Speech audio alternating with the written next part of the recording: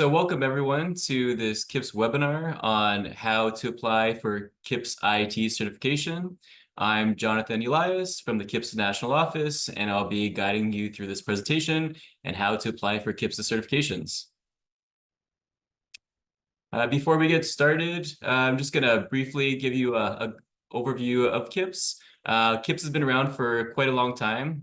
We've been around since 1958, and it started with a dedicated group of data processors who got together to talk about common concerns. That conference demonstrated the value of sharing ideas, networking with fellow professionals, and learning about changes in technology. And that event sparked the formation of the Computing and Data Processing Society of Canada, which in 1968, our name was changed to the current CIPS, or Canadian Information Processing Society. Throughout this presentation, if you have any questions, please put them in the chat and we'll get to them at the end of the presentation. Some quick fast facts about CIPS. CIPS was established in, again, 1958 to create standards and best practices for IT professional. We're a federation of 9 CIPS provincial societies that license IT professionals both locally and abroad.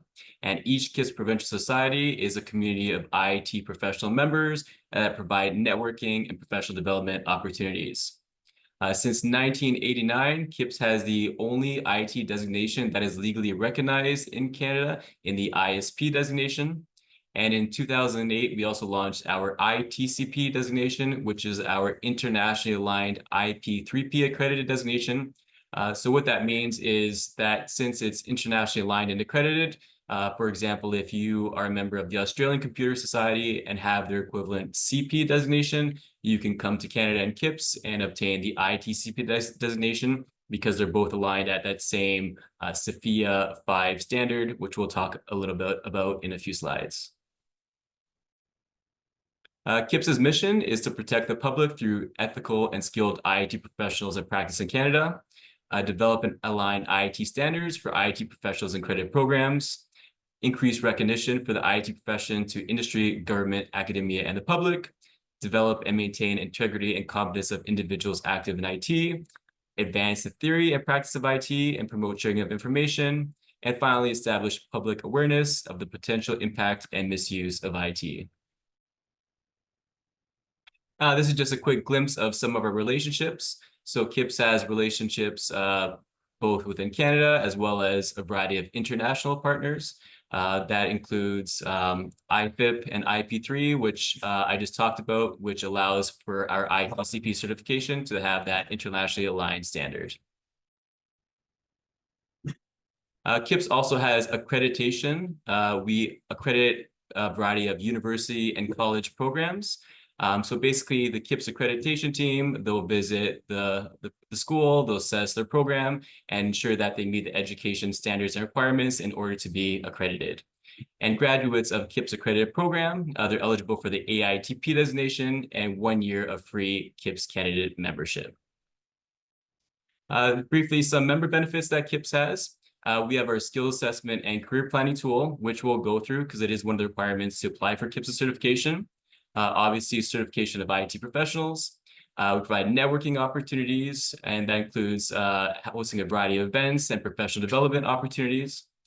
We have our community discussion forums where you can communicate with CIPS members, both within Canada and our international members.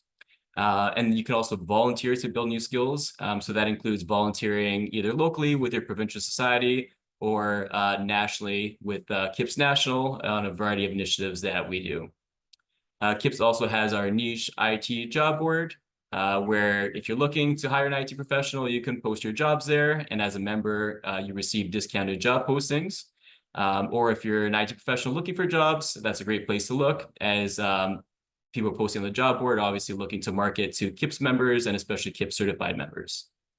Also, some of our member benefits include a variety of products and services. So that includes things like cell phone deals. So for example, Bell, if you don't currently have access to corporate pricing for cell phones, then as a CIPS member, you can get that corporate pricing and get some great plans. I recently took advantage of one, and it's one of the best deals that I found out there. And I did a variety of research, even with the more budget options and what they're offering. And I did it for my wife as well. And Again, if you're looking for a phone upgrade, a new plan, I would definitely check that out.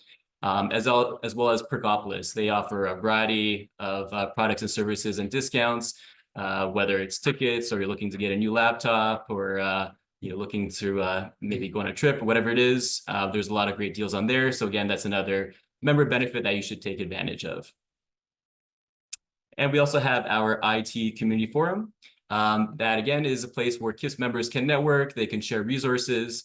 If you have a question or you're looking to provide input, that would be the best place. And you can access that at community.kips.ca. And that will direct you to our LinkedIn group, which will verify your CIPS membership before you're allowed into the group. And discussions posted in that group are also featured in the CIPS newsletter, which goes out every 2 weeks. So it's a great way if you want to share your knowledge and resources and promote yourself to CIPS's community of IT professionals. And events. Best way to stay informed is to attend a variety of events, whether it's online webinars like this or in-person events. Our CIPS provincial societies, they host a variety of in-person events or online events as well if you can't attend locally. And we highly recommend that you try and volunteer in any capacity you can, whether it's in-person volunteering or maybe it's before the event, you can help market the event, help plan the event. There's a variety of ways that you can share your knowledge and expertise or even build new skills by volunteering with your CIPS Provincial Society or again, even nationally. And also as a CIPS member, you have access to a variety of recordings of events. So for example, we had this artificial intelligence governments event that took place in June 20th, and you can access that recording on the CIPS website. Again, just like to remind you that if you have any questions throughout this presentation, please post them in the chat and I will get to them at the end. CIPS also has our code of ethics, and all CIPS members, when they join, they must abide by the CIPS code of ethics and the ethical principles and imperatives. And that includes protecting the public interest and privacy of information, avoiding conflict of interest, taking professional responsibility, and contributing to the IT profession. So the CIPS code of ethics now must also be, members must agree to abide by the CIPS code of ethics yearly, also when they renew their membership. And this has replaced the CIPS ethics exam, which is no longer required. It was one of the requirements for the CIPS certification application, but as of this month, it is no longer a requirement. You just have to confirm that you read the code of ethics and are confirming to abide by them. So the skill assessment and career planning tool. So this is one of the main requirements for the CIPS certification application. And before I dive into that, I just see that there is a question in the chat. Do you have number of members breakdown by type and breakdown by province? I'm sure the CIPS national office could provide some of those numbers for you. The best email would be info@kips.ca, and they can give you some idea. But in general, I would say there's more certified I.S.P and ITCP holders than AITP holders, which are those who have just graduated from a program. And we'll go through those certifications shortly so you can get an idea of what those are like. So the skill assessment and career planning tool. So with that, you can assess your current IT skills with the International SOPHIA framework, the skills framework for the information age. That was a framework that I mentioned that CIPS's ITCP is based on and has that international alignment. When you do that skill assessment and career planning tool, the first time you log in, you're going to be taking a variety of surveys, which will help you discover the current skills you have. And you'll get a nice skills assessment report that you can share with your employer or any clients that you might have. You can then also use the planner in that tool to edit and update your skills throughout the year, or at least once a year, we recommend. And you can then set career goals to compare the skills that you have to the skills that you need to progress in your career. And then you can also create an action plan to develop those targeted skills, and we'll go through that in a minute. So this is SOPHIA. This is that skills framework that I was talking about. You can see it's over 120 plus skills, and it's organized into different areas. And this is similarly how the surveys for the skills assessment tool are organized in order to help discover what skills you have as well as what levels, you'll see that there's up to 7 levels for each specific skill. And again, a little bit on Sophia. Again, that's over 120 skills, global footprint. It's used in over 180 countries, translated in over 12 languages. It's not just industry roles, but comprises a variety of skills, including people skills. And it's not just for large companies. Large companies can use it to get a skills inventory of the skills that they have and the skills that they need, but it can also be used by individuals like ourselves to get assessment of the skills that we have and the skills that we need to progress in our career. So the CIPS certification application. So when you apply for CIPS certification, there is a single certification application. You provide the knowledge and experience requirements, and then based on the information you provided, you'll be provided with one of these designations, assuming that you meet the requirements. So the I.S.P, it's been around since 1989, and it is the only legally recognized IT designation for IT professionals in Canada.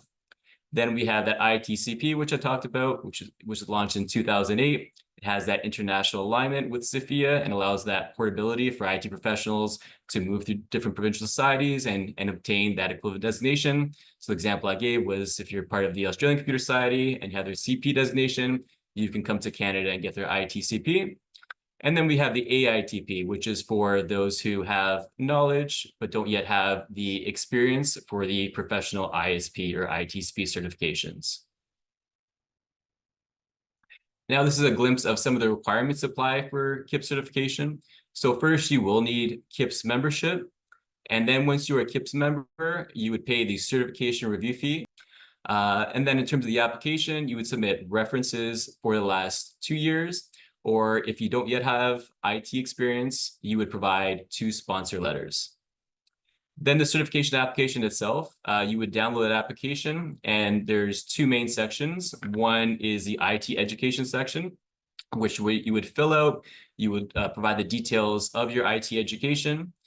You would then provide official transcripts if your education is within North America, or if your education is from outside of North America, you provide a Canadian course-by-course education equivalency assessment, and that in both cases, it must send directly from the school or the assessment center to CIPS to ensure authenticity.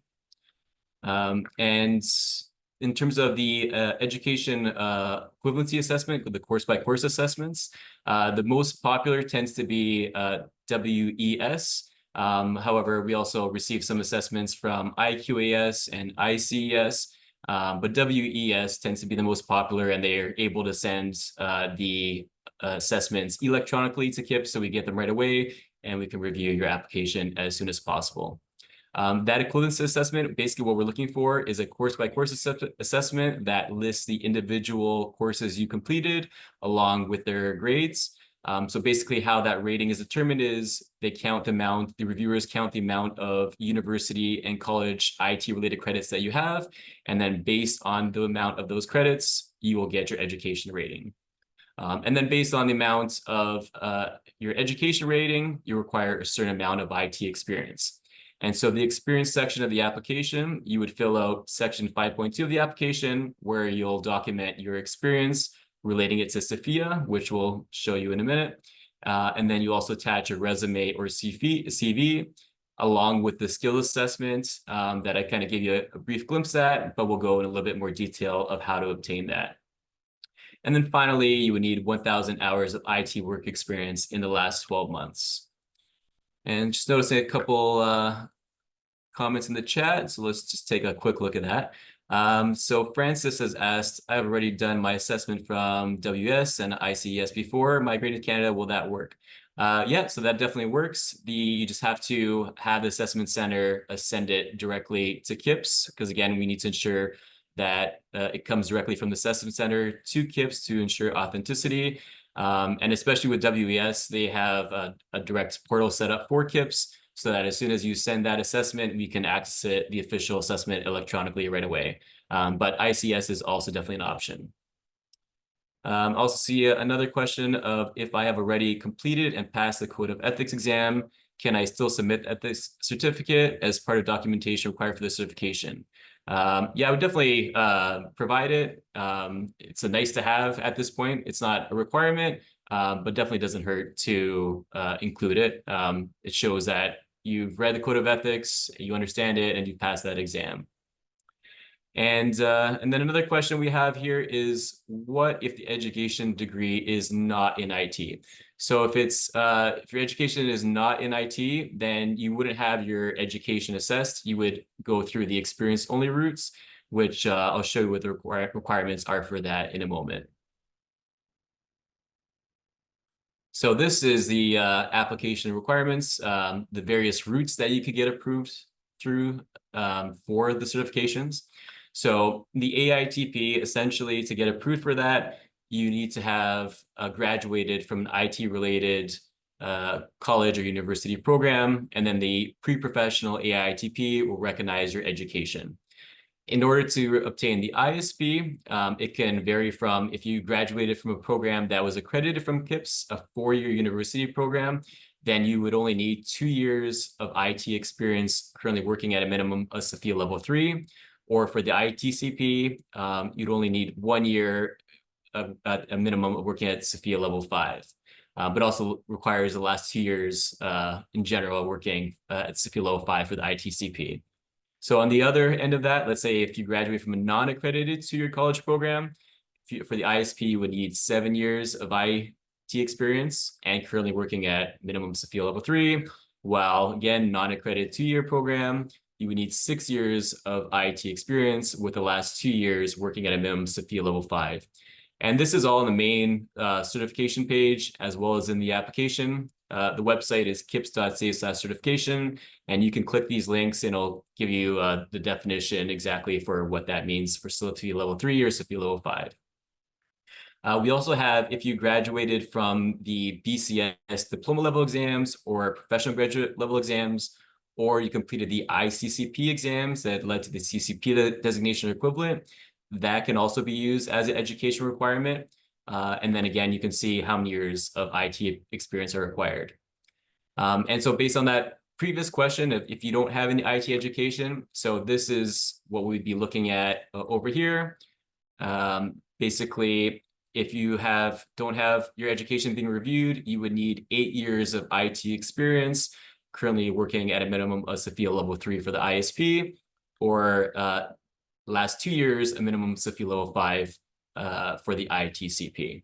So there are experience-only routes if you do have enough IT experience. Just going back to the chat here, someone's asking, if I have work experience for 7 years before migrating to Canada to study the accredited 2-year college diploma, am I eligible for the ITCP or I.S.P?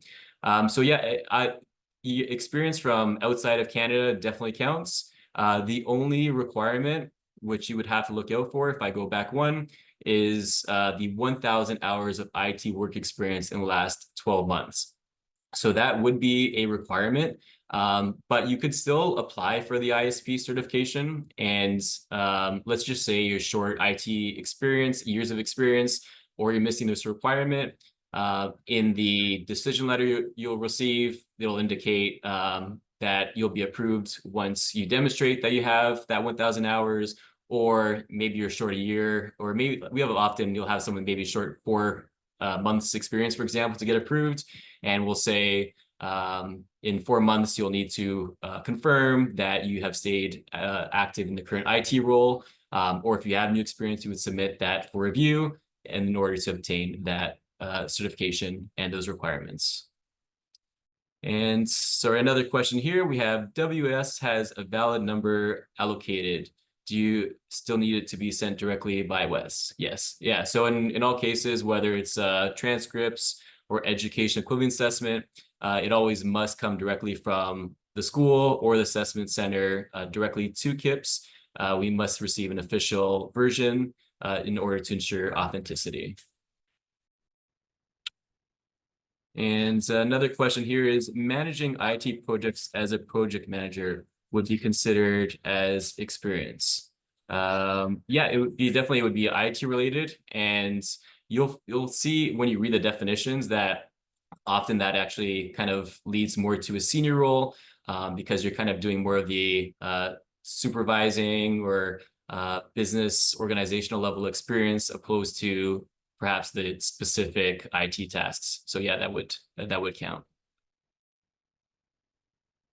So moving on, so this is the skill assessment and career planning tool. So this is one of the main requirements for applying for CIPS certification. But also, even if you're not applying for CIPS certification, this is just a great member benefit to take advantage of, where you can assess your skills, get a nice inventory of what your skills are. You can plan for future roles to see what skills you're missing, and then do some planning to take some professional development to obtain those required skills. So I'm just going to give you a brief overview of what this looks like here, and then I'll give you a quick live demo just so you can see what it looks like in action, and then we can open up to any questions for the skill assessment. So the skill assessment can be accessed underneath the certification menu link. You'll see skill assessment and career planning tool. Or on the homepage, you also see a big IT skill assessment career planning image that you can click. And once you click that, it'll take you to the skill assessment page where you can get started and assess your skills.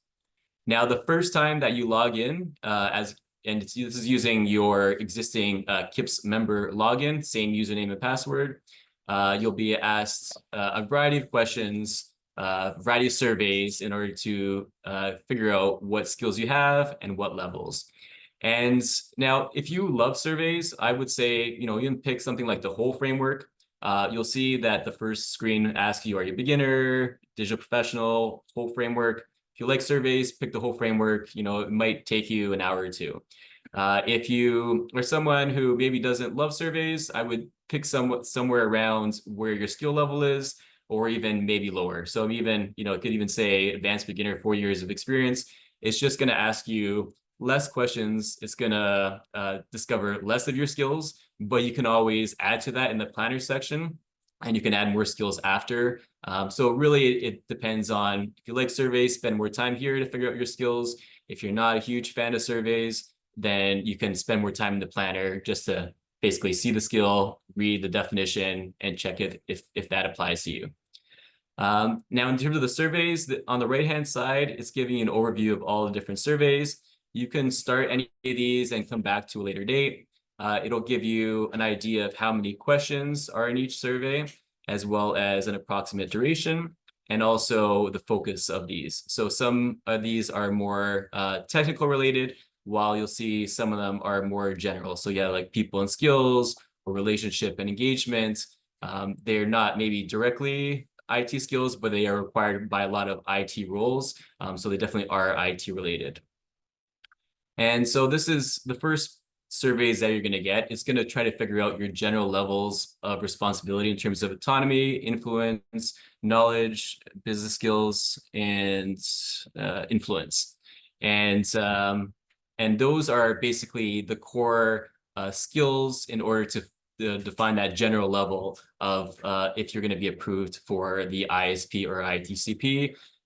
So in general, you're going to need all of these to be a minimum at CIPS level 3 for the I.S.P and CIPS level 5 for the ITCP. And this is just giving you a glimpse of what some of these look like. So, for example, the strategy and architecture surveys, it's going to ask you if you're competent, proficient, or you have knowledge. So knowledge would be you took a course, but you don't have the practical experience. Proficiency would be you perform 50 to 85% of the tasks, and then if you're completely competent, it means more than 85% of the tasks. So you are experienced, not with just the knowledge, but also the hands-on skills for these areas. And so you would just go through these surveys. Again, they're asking you various questions. Do you have experience relating to, for example, customer service support? If you say yes, they're going to ask you more questions to figure out what level. If you say no, they're going to ask you less questions, and you're just going to skip to the next section. So even if you picked a survey that's longer than you like, you can always just keep on clicking no in order to get to the end and then spend more time in the planner.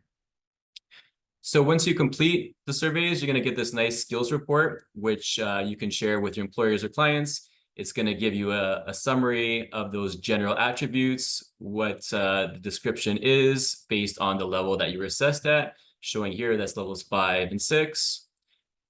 And then also to provide this nice little output of showing all the individual skills that you were assessed at, again, from level 1 to 7, what you've been assessed at for these particular skills.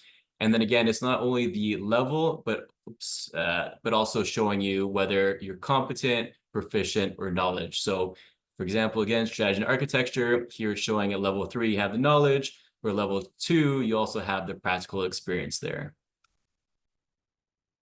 And just a question in the chat, could I pay the assessment fee first and submit the form and WS letter within a week? Yeah, that's definitely, you can definitely do that.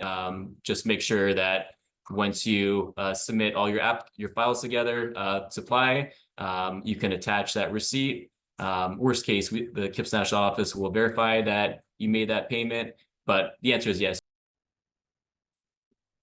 And so this is the career planner section. So after you spent that time doing those surveys to see what your various skills are, then you can use the planner to either fix some of the survey results or add any additional skills that you might have. So here, and I'll give you a live demo of this in a second, but essentially you click Edit Profile, which allow you to edit any of these attributes and change the level that you were rated at, or add additional skills that you might not have been assessed at during the survey.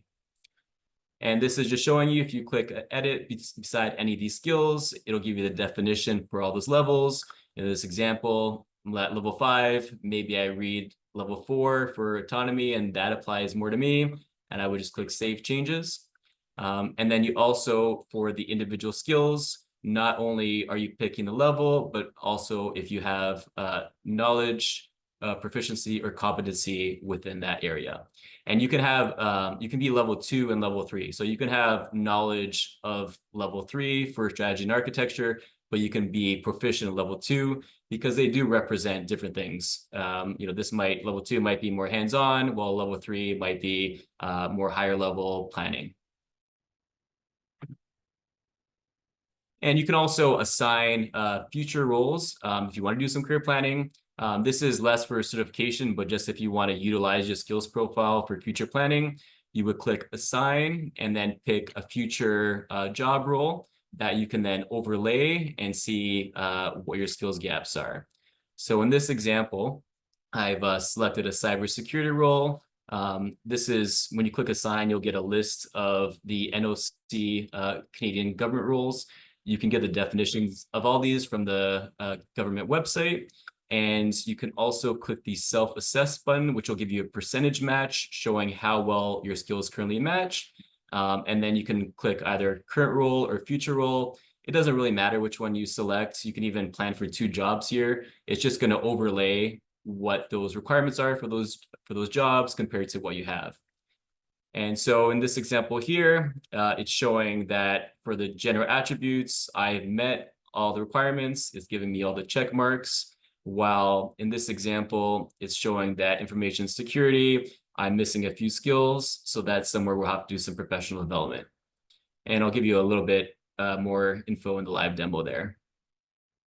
And these are what I was talking about, the NOC rules. If you want to go to the Government of Canada website, you can see in more detail what those definitions are. And so you've assessed your skills, you know what skills you have, you've overlaid some future roles, and you've identified some skills gaps. So you can do some career planning here. Is you're going to click basically add an action for any of the gaps that the system has showed that you have. And then you can do some professional development planning. So maybe you're going to take online course or some type of other training in order to address that skills gap. And you can then print out a nice little export of what your plan is for the year in order to reach your career goals. So I'm going to give you a quick demo now. Looks like we're still good in the chat. So let's just switch it over to the live site. And after this demo, we can, again, open up for some questions that you might have about the skill assessment tool. So you should see the website now. If you don't, please let me know in the chat. But this is the homepage for CIPS, and under certification, you can access that skill assessment or career planning, or you can click certification directly if you want to get to the certification page, which has the single application that you need to download, as well as other requirements. Or you can scroll down and you'll see that big image for the IT skill assessment and career planning. And going to click some access your IT skills and plan your career. And so this is your CIPS member login. So same thing that you signed up when you signed up for CIPS and set up your login.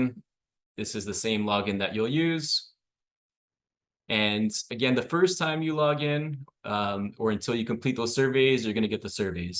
So it's going to ask you those questions. And once you complete those surveys, then you'll be emailed that skills assessment report. And then you'll also have access to those other features, including the planner and the action plan. So when I'm logging here, it's going to basically take me directly to the planner because I've already completed the surveys.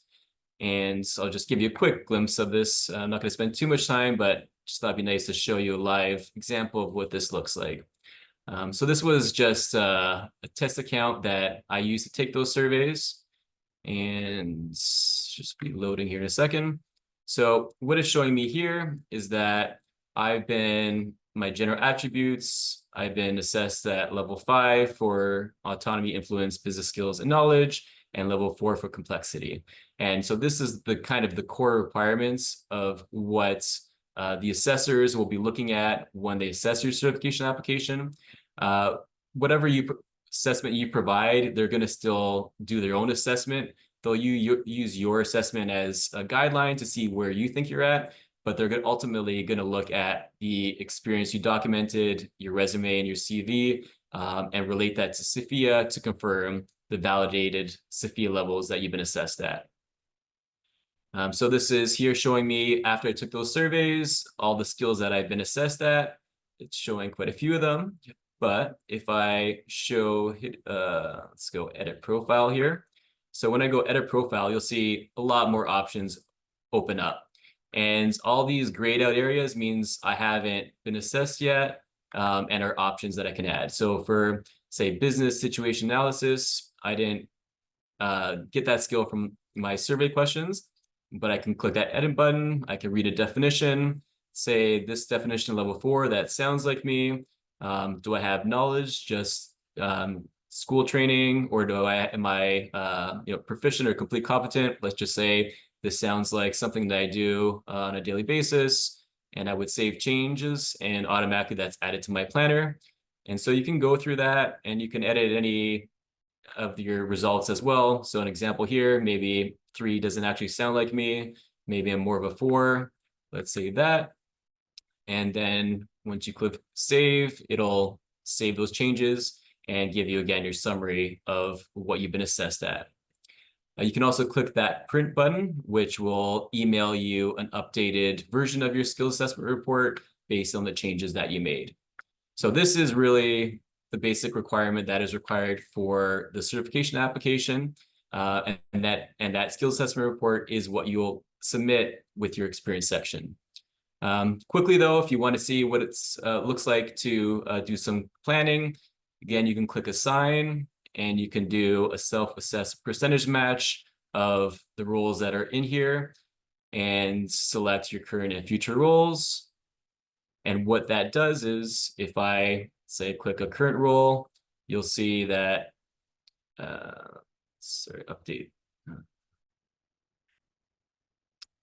updating skills profile still progress. Let's just do a refresh here. So when you pick that job, it'll overlay. So I'm not sure why it bumped me out here, but we'll just log back in.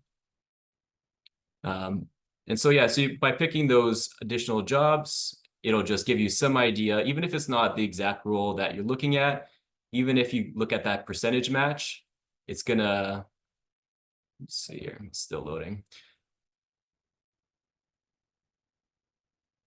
There we go. So let's go back to none. You'll see this is what I've been assessed at.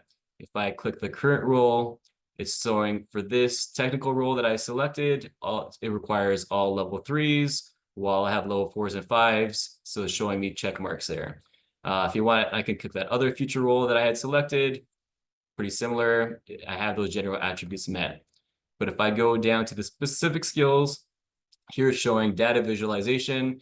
I haven't been assessed. I don't have that skill. So this is a skills gap. This is somewhere where I'm going to want to do some professional development. It's showing me another X here. And easy way to do some planning for that is you're going to click the action plan, and it's going to show you exactly what those skills gaps are. So in this example, that data visualization, it's a requirement showing me that's something that I need to do for that role, or I can select the other role. For that other role, I'm missing both these skills. And then I can just simply click add action and put in some training, or maybe I took part of a mentorship program or attended events, or maybe watched a video. You can log that and save it to your profile. And you don't have to check any of these skills because it's already been checked off since I clicked add action beside that skills gap. So just a nice way to do some planning.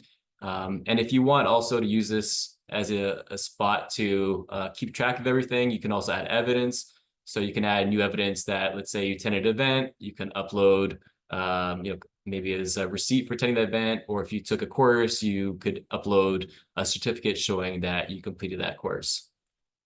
So that's an overview of the skills assessment tool.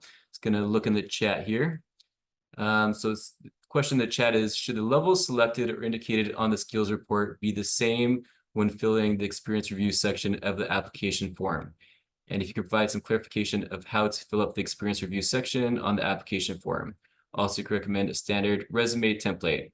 Okay, so yeah, so what I would recommend first is start here. Start with the skills assessment, get your output of what your skills are, and look at the skills and see and make sure that everything looks right. You know, you won't probably have as many options as me here, but go through it and see if anything's missing. Again, you can edit profile to see any skills that you might not have been assessed at.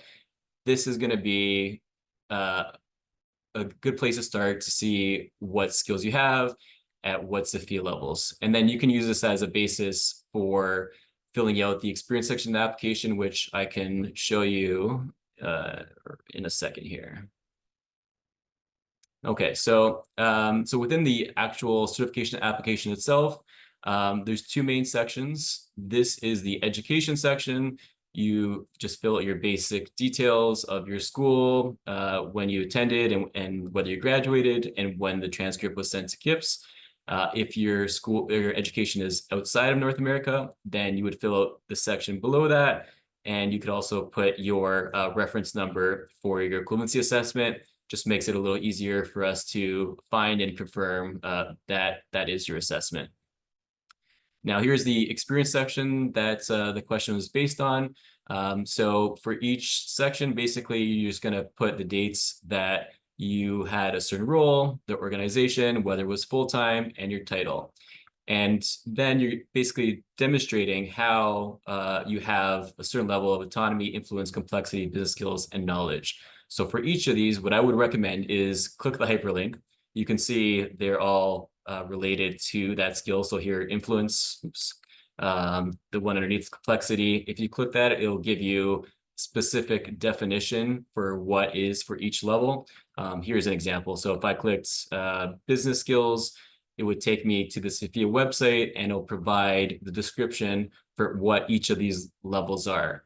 And then you can refer to that skills assessment report. So I think that would be a good start, is that you look at your skills assessment report. It says that you're level 3. If you read level 3 and it says level 4, then you probably need to update your skills assessment report. But let's just say you feel like that's accurate. I would read what level 3, what that means. And then for that role, you would indicate your tasks and responsibilities and projects that you completed for that role, using this as a frame of here exactly, demonstrates effective oral written communication skills. So put an example of how you did demonstrate effective oral and written communication skills in that role related to business skills. So hopefully that answers your question. But yeah, basically, I would say skill assessment, and then refer to the CIPS website, definitions, and then don't just copy and paste your resume in here. Use examples relating directly to what the specific skill is and level. Otherwise, what often will happen is the experience review assessors will say that there's not enough information to demonstrate a certain required level. and then you'll be asked to provide an updated experience section, which will just further delay the review of your completed review of your application.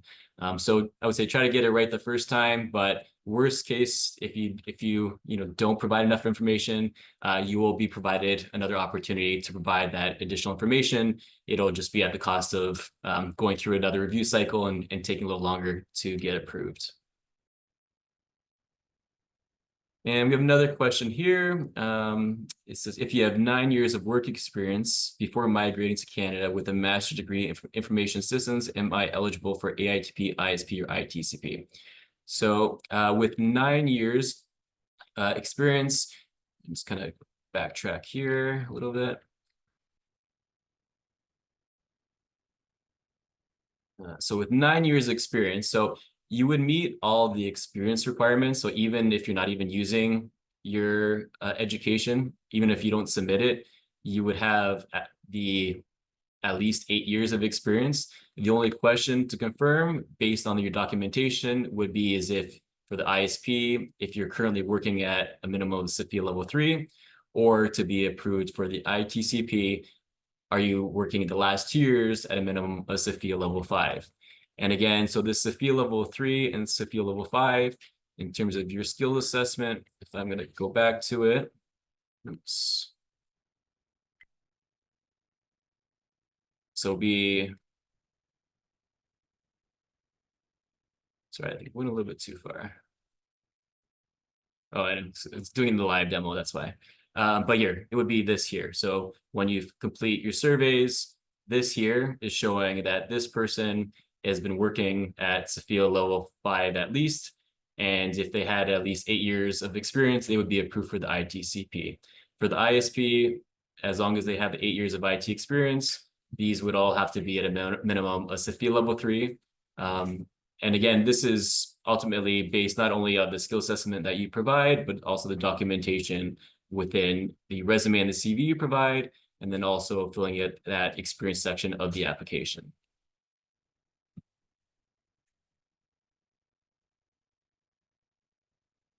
Yeah, so yeah, let's open up to any more questions here. What are the requirements for the I.S.P certification? So for any of the certification, AITP, I.S.P, or ITCP, you're going to be asked to recertify every 3 years. And essentially, you are just confirming that you have the required amount of IT hours as well as professional development in order to maintain the CIPS certification. And it's a very simple process. It's just filling out a form, and you'll be emailed and sent reminders 3 years after you've been approved for CIPS designations. Another question we have is, how long does the review process take to complete? So that was a couple months ago, was 4 to 6 months. Right now, we're about 4 months, and it is probably even more 3 to 4 months now. So the review time has been going down, and the review time is largely based on the amounts of reviewers that we have available, and those are on a volunteer basis. Our members can serve on either the experience or the education review committee, assuming that they meet the requirements. In particular, for the experience reviewers, they have to complete the Sophia assessor training and achieve passing those requirements in order to become an assessor. Another question we have is, how long is the certification valid? So yeah, and so basically the certification is valid as long as 2 things. 1, you need CIPS membership to maintain it. And then 2 is you would have to recertify every 3 years. So as long as you keep your membership and you confirm that you're staying active in the IT field and continue with your professional development, then you'll be able to maintain that. And just a couple quick things. Again, we highly encourage you to volunteer, whether that's joining your local board, being a mentor, joining a national committee. Again, that could be joining the education or the experience review committee, or even taking a leadership role to help shape the future of CIPS and the IT profession.